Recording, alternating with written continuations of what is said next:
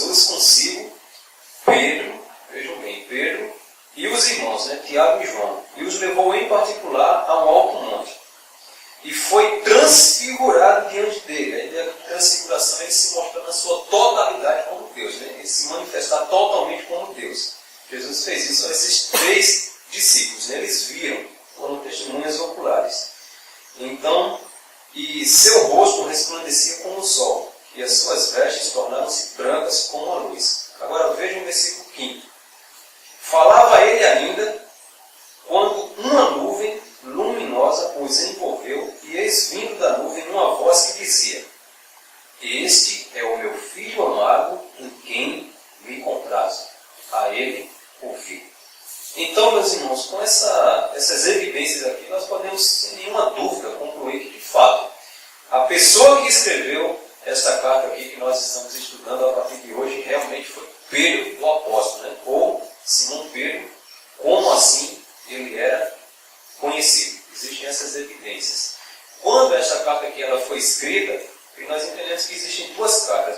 Provavelmente ela foi escrita no finalzinho da vida de Pedro. Pedro era o pastor daquela igreja, ele tinha cuidado com aqueles irmãos que estavam dispersos em várias partes, e ele, sabendo de algumas coisas que estavam acontecendo com os irmãos, ele decidiu escrever novamente. Ele havia escrito uma primeira carta, depois, anos mais tarde, ele escreve essa segunda carta. Então, essa carta ela foi escrita bem no finalzinho da vida de Pedro. Ele estava pronto ou prestes a morrer, então ele escreve. Nós entendemos isso no capítulo 1, versículo 13, quando Pedro diz assim: Também considero justo, enquanto estou neste tabernáculo. A ideia de tabernáculo aqui é como se ele dissesse: enquanto estou neste corpo, despertar-vos com essas lembranças, certo de que estou prestes a deixar o meu tabernáculo, ou seja, deixar o meu corpo. O pó voltará ao pó e o Espírito volta a Deus que o deu. Como efetivamente o nosso Senhor Jesus Cristo me revelou. Ou seja, ele está sabendo aqui que o final da vida dele está bem perto, ele está pronto para morrer, prestes a morrer. E interessante que ele diz assim: olha, isso aqui está acontecendo porque o Senhor Jesus Cristo ele me revelou que assim aconteceria. E nós lembramos aquela palavra de Cristo quando Jesus ele havia ressuscitado e se manifestou a Pedro. Lá em João capítulo 21, aí então o Senhor Jesus Cristo diz assim: Pedro, tu me amas? A Pedro diz: não, Senhor. Aí Jesus vai dizer: apacenta minhas ovelhas, pastoreia, toma conta do meu povo, da minha igreja. Mas lá no finalzinho, João, o Senhor Jesus Cristo ele vai deixar muito bem claro porque ele falou tudo isso. Em João capítulo 21, no versículo 19, aí diz assim: disse isto para significar com que gênero de morte Pedro havia de glorificar a Deus. Depois de assim falar, acrescentou: segue. Ou seja, o Senhor Jesus deixou muito claro que Pedro, um dia ele morreria. E que tipo de morte ele morreria? Morreria por amor ao Evangelho. Porque ele era crente, estava pregando o Evangelho, e haveria um dia que as pessoas o prenderiam e o matariam por causa disso. O gênero de morte dele seria esse: fidelidade ao Senhor Jesus Cristo. Então Pedro, aqui no final da vida dele, entendendo isso, imagina só, um pastor da igreja que fundou essa igreja, provavelmente, cuidava desse rebanho, ele escreve dizendo: olha, meus irmãos, eu vou escrever aqui, eu sei que o final da minha vida está perto de chegar. E ele dá então algumas orientações aos irmãos. E o ano, os estudiosos dizem que foi provavelmente cerca do ano 65, depois de Cristo, que essa carta aqui ela foi escrita. Mas talvez aqui a gente tenha pensado também um propósito, porque quando alguém escreve uma carta, ele tem um propósito, não vai escrever simplesmente por escrever. Qual foi o propósito que levou Pedro a escrever esta carta? A gente vai entender no decorrer da exposição que Pedro ele tem como propósito aqui ele fazer um alerta aos perigos dos falsos mestres. A altura que Pedro estava escrevendo aqui, nesses momentos aqui, a igreja estava sendo bombardeada com algumas heresias, falsos mestres entrando dentro da igreja. Interessante quando a gente observa que o contexto que ele escreve aqui era de perseguição. Talvez eram os maiores problemas que a igreja primitiva passava, era a questão, primeiramente, de perseguição, porque naquele tempo eles eram perseguidos pela sua fé, mortos pela sua fé, e era o contexto que se encontravam os irmãos. Mas o segundo problema que era as heresias, ou seja, o falso ensino que adentrava dentro das igrejas. A gente vai ver que tanto Pedro como Paulo sempre procuram me escrever, advertindo os irmãos sobre isso, esse perigo que é o falso ensino, ou os falsos mestres dentro da igreja. E por fim, meus irmãos, para quem é que Pedro está escrevendo? Porque quando a gente observa no versículo 1, Pedro diz assim, né? Simão Pedro, servo e apóstolo de Jesus Cristo, está falando aqui, né? Para quem ele está escrevendo? Aos que conosco obtiveram fé igualmente preciosa na justiça. Mas ele não é preciso dizer quem são esses, ele simplesmente engloba, né? Por isso que essa carta é considerada uma carta geral. Ela não tem um público específico, mas é para muitas pessoas ao mesmo tempo. Mas como a gente identificar quem é esse público que o Pedro está se dirigindo? Né? Quem ele quer dizer aqui? Aos que conosco obtiveram essa fé. É muito provável, e com certeza a gente pode dizer que é o mesmo público da primeira carta. Porque quando a gente observa a primeira carta, no verso 1, ela vai dizer assim, né? Pedro, apóstolo de Jesus Cristo, aos eleitos, que são forasteiros na dispersão. Aí ele vai dizer onde é que eles estão, nessas igrejas. Ele vai citar Ponto, Galácia, Capadócia, Ásia e Bitínia, que eram regiões ali da Ásia Menor, que englobavam esse público que Pedro está escrevendo. Mas na segunda carta ele não diz esse local, né? E como a gente vai entender que realmente é esse mesmo? Se a gente observar por fim, no capítulo 3 de 2 de Pedro, nós vamos entender que são eles, realmente. 2 de Pedro, capítulo 3, versículo 1. Ele diz assim, algo interessante.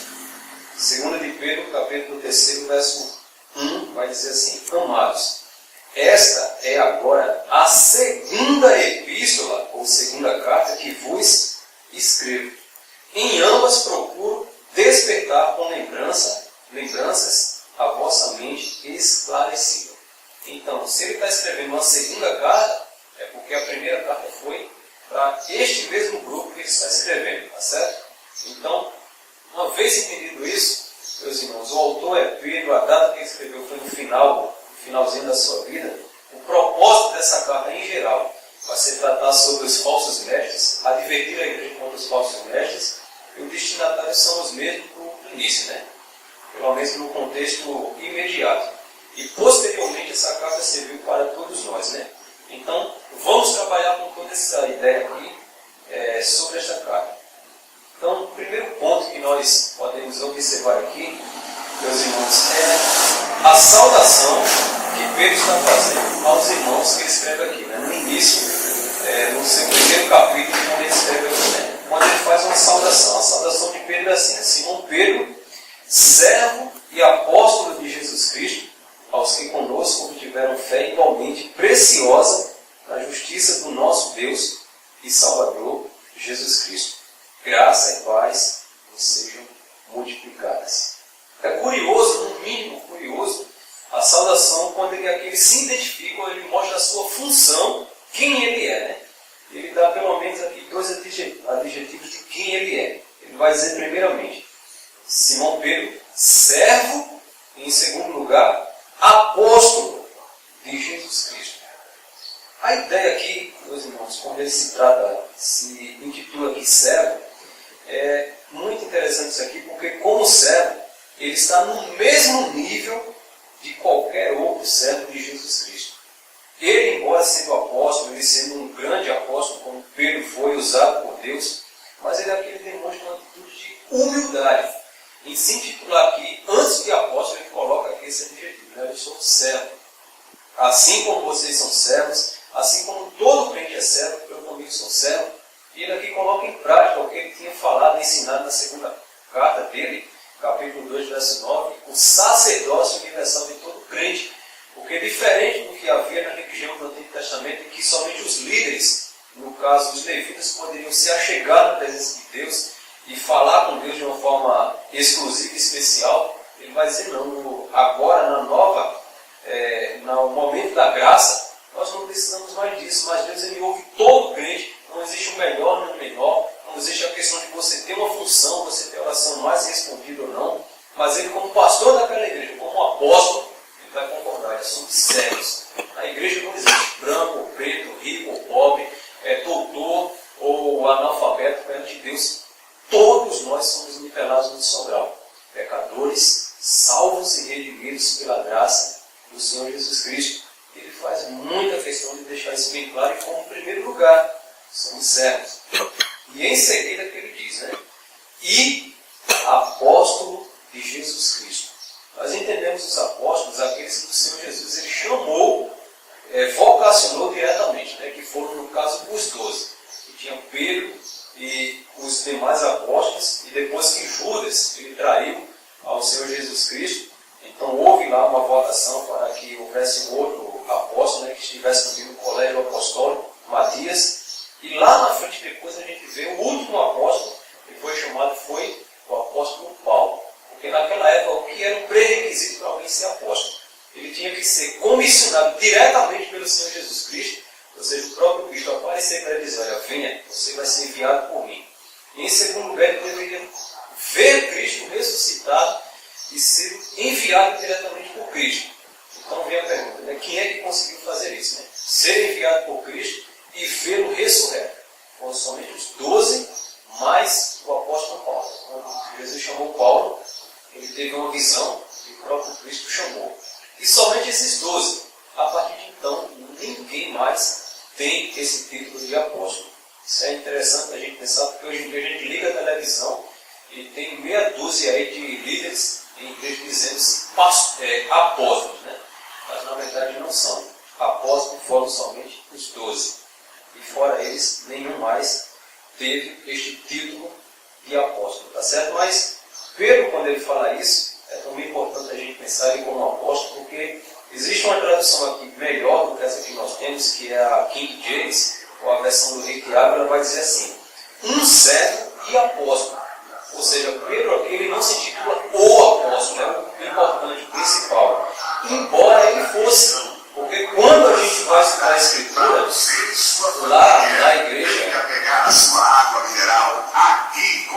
quando nós estudamos, a gente vai ver que Pedro ele era uma espécie de líder entre os 12 apóstolos. Ele era aquele que tomava a frente, que tomava a palavra, que estava sempre, ele era uma espécie de líder nato entre os 12 apóstolos. E até quando o Senhor Jesus Cristo morreu e ressuscitou, ele era o líder da igreja de Jerusalém. Ou seja, entre os 12, ele era o líder da igreja. Mas embora ele tivesse toda essa primazia, tivesse todo esse status como apóstolo, em momento nenhum ele vai se titular como o melhor ou o principal dos apóstolos. Mas ele disse simplesmente, olha, eu sou mais um entre os meus 12, juntamente com Paulo, que são os apóstolos de Jesus Cristo. Né? Ele deixa muito bem claro isso. Apesar de ser um líder dos 12, ele não se colocava acima de nenhum. Ou seja, ele era igual. Né? Mais uma vez, a humildade. Mas um outro ponto interessante, meus irmãos, quando ele diz assim, ele está escrevendo aos que conosco, ou seja, juntamente com eles, obtiveram fé igualmente preciosa na justiça do nosso Deus e Salvador, Jesus Cristo. Ou seja, que fé é essa que ele está querendo aqui se referir? O que significa fé? Talvez até se alguém chegue para você, para um crente, pergunte o que é fé. A gente muitas vezes fala em fé, mas a gente não sabe explicar, dar uma boa definição do que é fé. Não é isso? Aí fé a gente vai entender na Bíblia que ela geralmente tem dois significados. Né? Tem um significado objetivo e um segundo significado que é subjetivo. O objetivo ele tem a ver com o conjunto de doutrina que nós cremos. Né? Nós cremos num Deus só, um Deus que se manifestou em 3 pessoas, que no caso aqui é a doutrina da Trindade. Esse mesmo Deus, ele se encarnou na pessoa do seu Filho Jesus Cristo, também é uma doutrina que nós aprendemos. Então, vem a doutrina da igreja, o que é a igreja, o sacerdócio universal, a doutrina do pecado, a doutrina da salvação. Ou seja, a fé, ela tem a ver com isso. Quando nós aprendemos ou conhecemos o conjunto de doutrina que nos faz ser o que somos, né? Ou seja, cristãos. Então, por isso que essa fé ela é objetiva. A gente conhece o objeto da fé, ou seja, a palavra de Deus. O segundo significado de fé é um significado subjetivo. A gente poderia entender como a experiência pessoal de conversão. Essa aqui ninguém pode apontar e dizer, olha, você é crente, você não é. Essa aqui a gente não pode dizer que é somente pelo fato de aprender alguma coisa que você se converte, não. Mas então a fé aqui, que também pode significar o que Pedro está falando, ela pode ter essa ideia aqui, né? De uma confiança pessoal e a certeza da salvação. Que na verdade vão andar junto, essas duas coisas, né? A fé objetiva e a subjetiva. A gente tem essa experiência pessoal de conversão e a partir de então a gente se dedica em crescer no conhecimento desta mesma fé. E é exatamente o que Pedro ele faz questão de deixar claro aqui. Ele está escrevendo para esses irmãos, que igualmente a eles, ou que tiveram essa fé no nosso Deus e Salvador Jesus Cristo. Onde existe um outro ponto aqui, meus irmãos, que eu acho muito lindo e interessante. Ele fala aqui da divindade de Cristo. Observem bem, ele termina no final do verso 1 falando assim: na justiça do nosso Deus, ele vai dizer quem é o nosso Deus e Salvador, Jesus Cristo. Ele faz questão aqui de deixar claro quem é Cristo, quem é Jesus. É o próprio Deus. Uma vez que naquele tempo já existiam algumas seitas que negavam a divindade de Jesus Cristo. Assim como hoje a gente vai encontrar algumas seitas por aí que negam também. A Testemunhas de Jeová, por exemplo, eles não aceitam de jeito nenhum que Jesus é Deus. Eu não sei como eles conseguem ler esse trecho aqui da Escritura e negar que Cristo é Deus. Mas Pedro, ele faz muita questão de falar isso aqui, né? Que a divindade de Cristo. Ou seja, Pedro ele enfatiza que Jesus é o nosso Salvador e Ele é o próprio Deus. E é importante que não somente Pedro ele tinha essa doutrina, mas toda a Bíblia a gente vai ver, né? Cristo como Deus. Mas só um exemplo, Paulo, ele escrevendo a Tito, veja um outro exemplo aqui, que concorda com essas palavras. Tito, no capítulo 2, versículo 13, nós entendemos essa mesma ideia. Tito fica depois de Timóteo. Tito, no capítulo 2, no versículo 13, o apóstolo Paulo, escrevendo ao jovem pastor Tito, ele vai dizer o seguinte: aguardando a bendita esperança e a manifestação da glória do nosso grande Deus. Quem é esse Deus? E Salvador, Cristo Jesus. Ou seja, o próprio Paulo também vai deixar bem claro. Quem é o nosso grande Deus e Salvador? É Cristo Jesus. Né? Então, toda a Bíblia vai concordar com essa doutrina, com a divindade de Jesus Cristo. Esse aqui que nos justificou, que nos deu paz para estarmos na sua presença, é este mesmo Deus. E, por fim, meus irmãos, e em último lugar aqui, no versículo 2, ele vai dar o cumprimento. Né? Ele começou com uma saudação, como ele está escrevendo uma carta, mas ele vai fazer agora um cumprimento. Qual era o tipo de cumprimento naquele tempo? Verso 2, ele diz assim, né? Graça e paz vos sejam multiplicadas. Isso aqui a gente lembra logo a saudação que normalmente os crentes têm, né? Quando vê um ao outro, quando chegam na igreja, quando se vê na rua, é graça e paz. Alguns dizem paz do Senhor. Então, é uma forma que era comum quando se escrevia, né? Alguém escreveu uma carta e dava esse cumprimento, né? Graça e paz, ou a paz seja com vocês.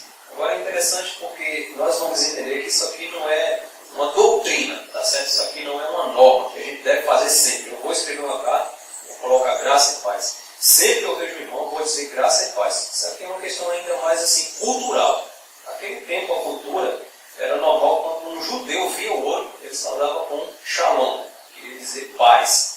E já quando ele era um grego, o grego ele cumprimentava somente com graça. Aí quando aqui houve essa junção do cristianismo e houve aquelas pessoas que se converteram do judaísmo para o cristianismo, né, que tinham alcançado uma conotação muito grega naquela época, então eles fizeram essa junção, né, de graça e paz. Né. Aí graça e paz tinha essa ideia, mas não é exclusivamente para a gente também fazer isso. Né. Aqui na nossa cultura, como brasileiros, nós geralmente nos cumprimentamos com as horas do dia, né, como diz lá no Italia. Quando a gente vê uma pessoa, quando é de manhã, bom dia, quando é à tarde, boa tarde, quando é à noite, boa noite, ou então olá, tudo bem. É uma forma de a gente se falar, né? Mas não é necessariamente a gente sempre que vê algum irmão dizer graça e paz. Né? Tem até alguns irmãos que vão colocar isso aqui de uma forma radical. Né? Geralmente os presbiterianos não têm tanto essa prática de ver outra pessoa em paz do Senhor. Né?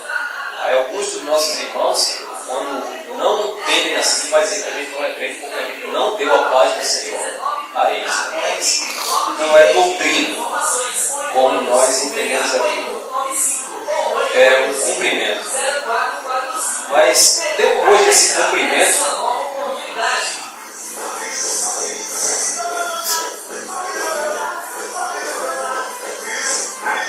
depois desse cumprimento que ele faz aqui, meus irmãos, ele vai falar algo que eu acho que é a base para a gente entender essa carta.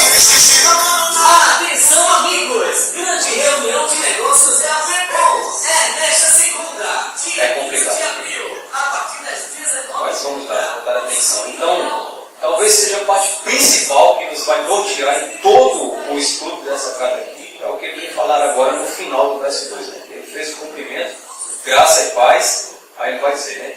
Vos sejam multiplicadas no pleno conhecimento de Deus e de Jesus, nosso Senhor.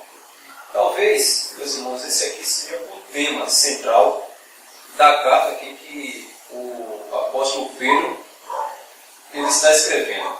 Tá certo? Então, a ideia principal que ele está querendo tratar, o objetivo que o fez escrever isso aqui, né?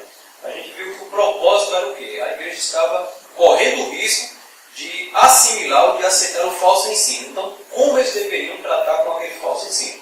Eles deveriam crescer ou ser multiplicados no pleno conhecimento de Deus e Salvador, Jesus Cristo. Tá certo? Então, a gente tem que entender toda essa carta nessa ideia aqui, a ideia de progressão, ou aumento ou crescimento do nosso conhecimento de Deus e de Jesus Cristo, que vai ser a mesma ideia, tá certo? Então é o que ele vai falar, vai tratar muito forte aqui na escrita dessa carta, essa necessidade de conhecimento. E eu poderia dizer aqui, abrir um parêntese, que talvez isso aqui seja, meus irmãos, a maior necessidade que nós como igreja temos nos dias de hoje. É o conhecimento de Deus. Crescer na graça, no seu conhecimento, estudar a sua palavra e colocar em prática o que nós estudamos e aprendemos. Tá certo? Então ele vai dizer como é que o crente ele pode crescer tanto na graça como no conhecimento de Deus e do seu Filho Jesus Cristo. Tá certo? Aí quando ele diz assim, né? Graça e paz sejam multiplicadas no pleno conhecimento de Deus e de Jesus Cristo. Então, a forma, ou seja, como o crente vai crescer é pelo ou através do conhecimento do Senhor Jesus Cristo. Tá certo? É a exata ideia que ele vai tratar aqui, ou seja, a necessidade de conhecer Deus e Jesus Cristo. É interessante que o próprio Cristo, ele falou isso aqui em Mateus 11, 27, ele disse o seguinte: ninguém conhece o Filho senão o Pai, e ninguém conhece o Pai senão o Filho, e aquele a quem o Filho quiser revelar. Então, o próprio Jesus ele deixou muito clara essa ideia que ele quis nos revelar isso aos pequeninos, aquelas pessoas simples e humildes que ele salvou. Ele não deu esse maior conhecimento, meus irmãos. E eis aqui a importância e a necessidade que nós temos como igreja, como cristãos, se aprofundar em conhecer, né? Em obter este conhecimento de Deus e de nosso Salvador, que é Jesus Cristo. Era a preocupação aqui de Pedro como pastor dessa igreja, a preocupação dele com o seu rebanho, que talvez seja a preocupação maior das igrejas em geral, de um pastor que queira realmente levar a sério a sua igreja, o seu rebanho. Esse aqui é o ensino, é o conhecimento da palavra de Deus, que é uma grande necessidade que nós precisamos ter hoje como igreja. Infelizmente existem muitas aí, que a gente vai ver que a ênfase no ensino é muito pouco, e tem até igrejas, ditas igrejas, que não tem sequer o ensino da palavra. Geralmente chegam, pregam qualquer coisa, falam qualquer coisa, não existe doutrina, ensinamento de doutrina na igreja, não existe escola dominical para que as pessoas aprendam. Aí muitas vezes essas igrejas, elas incham, crescem quantitativamente, mas na questão de qualidade no conhecimento dos membros, deixa-se muito a desejar. Por isso a importância do que Pedro está falando aqui. É o nosso maior desafio como igreja nos dias atuais, meus irmãos, é o conhecimento. E o conhecimento da verdade, porque exatamente esse conhecimento da verdade é que nos impede de cair no erro ou no engano. Eu ouvi certa vez uma história que eu achei muito interessante, que um pastor contou que os Estados Unidos, para vocês terem ideia, é o país que menos existem notas ou cédulas falsificadas. E o porquê que menos se falsifica notas, o dólar, que é a moeda deles, né? É porque lá existe uma rigidez muito grande no controle das notas. Existe uma polícia específica que trabalha com esse departamento aqui de saber se uma nota ela é falsificada ou não, que é uma parte lá do FBI, eles passam pelo menos 2 anos estudando para saber identificar uma nota, se ela é falsa ou não, a nota de dólar, né? Então eles passam 2 anos estudando somente a nota verdadeira. Aí, então eles começam a estudar o tipo de papel da nota verdadeira, eles começam a estudar a tinta que aquele papel ali vai ser colocado, eles vão estudar depois a marca d'água que vai ter naquela cédula, ou seja, 2 anos estudando somente a cédula verdadeira. Interessante que dessa turma, uma turma que passou esses 2 anos estudando, teve um policial que perguntou ao seu superior quando é que eles iam ver uma nota falsa. Então aquele homem falou, olha, vocês não precisam ver uma nota falsa, o que vocês precisam é conhecer a nota verdadeira. Porque quando vocês verem uma falsa, com base na verdadeira, vocês vão automaticamente identificar. Nós entendemos aqui, meus irmãos, a ligação com João 8,32, onde Jesus falou, e conhecereis a verdade, e a verdade vos libertará. Ou seja, nós como igreja, a maior necessidade que nós temos e desafio é esse, é conhecer e se aprofundar no conhecimento da verdade. Quantas igrejas por aí hoje em dia têm assimilado o erro, têm aceitado o erro, o falso ensino dentro da sua igreja? Por quê? Porque não tem conhecimento da verdade. Porque se de fato conhecessem, crescessem cada vez mais, como Pedro está dizendo aqui, o conhecimento dessa verdade, quando viesse um erro, quando viesse alguém ensinando coisas erradas, ou com falso ensino, a gente automaticamente identificaríamos. Porque a gente tem esse conhecimento da verdade. E exatamente isso que Pedro está falando aqui, irmãos. Não se acomodem, não. Vocês têm que multiplicar-se nesse conhecimento da verdade de Deus, né? Nesse conhecimento. Ele vem através da graça e da paz, do conhecimento do Senhor Jesus Cristo. E logo em seguida ele diz também que a ideia aqui é que precisamos estar estimulados a estudar as Escrituras. E, meus irmãos, quando vemos e pensamos nessa ideia aqui de estímulo, quando nós pensamos que nas igrejas em geral, existem 2 áreas na igreja que têm sido muito afetadas, que são as reuniões de doutrina e escola bíblica dominical. E se a gente observar, no nosso caso aqui, por exemplo, tomamos nós como exemplo, a gente vem num culto de noite, a igreja aqui é cheia, repleta de pessoas, mas quando é durante a semana, por exemplo, na quinta-feira, que é doutrina, o número é geralmente 6, 7, 10 pessoas no máximo. Tudo bem, a gente aqui no bom senso, a gente tem que muitas pessoas trabalham ou estudam à noite, tem pessoas que realmente não têm condições, mas a gente se refere àqueles que podem vir, aqui tem condição de vir, mas ficam em casa, ou sei lá, assistindo, ou fazendo qualquer outra coisa, e não vem passar 1 hora sequer estudando. E às vezes, no domingo também, escola dominical é diferente, né? Tem pessoas que já é com cultura, né? Eu não gosto de escola dominical, eu prefiro vir para um culto à noite. E realmente está pecando nessa área que Pedro está falando, né? A gente tem que crescer cada vez mais no conhecimento. Isso tem 2 áreas na igreja que a gente aprende, são exatamente nessas, né? Escola bíblica dominical e nas reuniões de doutrina. Mas, em último lugar, para a gente concluir, então, meus irmãos, a gente precisa entender que esse conhecimento ele não deve ser apenas ou meramente intelectual, mas ele deve ser prático em nossas vidas. Porque também não adiantaria a pessoa ter conhecimento de toda a doutrina, ter conhecimento de toda a Escritura. O que a gente sabe, o que a gente precisa conhecer, mas se das coisas que a gente sabe e não colocamos em prática, é exatamente a maior necessidade que nós temos como igreja, né? Conhecer e colocar esse conhecimento na prática, nos dias a dia, né? Ou seja, no momento quando a gente passa por provações ou adversidades, a gente se comportar como um crente que estudou, conhece a palavra de Deus, nos nossos relacionamentos com amigos, no trabalho, em qualquer outra área, a gente lembrar que somos crentes, que nós aprendemos e colocar na prática, isso aqui é na família, eu como marido, como pai, a pessoa como esposa ou como mulher, perdão, como mãe, então como filho. No momento de colocar em prática o que a Bíblia ensina, nós como cristãos, nós precisamos fazer isso. Isso aqui é na família, no emprego, em muitas áreas da vida. Portanto, meus irmãos, é o que Pedro, a partir desse tema aqui, na necessidade do conhecimento, que vai trabalhar durante toda esta carta.